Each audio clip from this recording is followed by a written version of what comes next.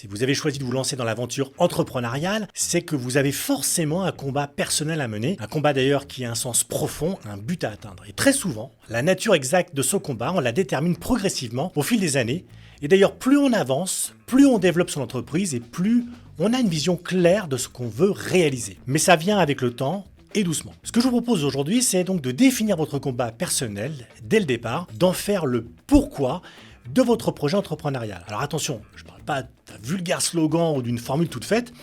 Là, je vous parle d'une destination qui va faire rêver votre prospect parce que votre combat, c'est aussi le sien. Le truc, c'est que donc un prospect, honnêtement, il n'achète pas un service. Ce qu'il achète, c'est un résultat. Et donc, ce qui l'intéresse, c'est pas forcément le parcours, mais plutôt la destination. D'ailleurs, quand vous achetez un billet pour Paris-New York, l'avion, c'est juste le moyen pour atteindre une fin. Et évidemment, ce qui vous motive, c'est la ville d'arrivée, c'est ce que vous allez accomplir une fois sur place. Votre prospect, c'est exactement la même chose. Vous ne vendez pas un moyen, et peu importe les méthodes utilisées, vous vendez une fin. Et ça peut être vente d'un bien ou l'achat d'un autre. Ce que vous vendez, c'est donc une transformation. Et j'utilise le mot d'ailleurs au sens strict, c'est le fait de passer d'un état à un autre ou d'un statut à un autre. Si demain j'achète une belle voiture, je n'achète pas seulement un moyen de transport, mais aussi le statut qui va avec. Ça peut être un statut social, une forme de richesse ou juste un plaisir personnel. L'important, c'est que j'ai subi une transformation. Évidemment, pour un projet aussi important dans une vie que la vente d'un bien, l'enjeu est beaucoup plus élevé et changer de statut, c'est passer de la douleur au plaisir. Ça veut dire qu'on va s'éloigner de ce qui provoque du mal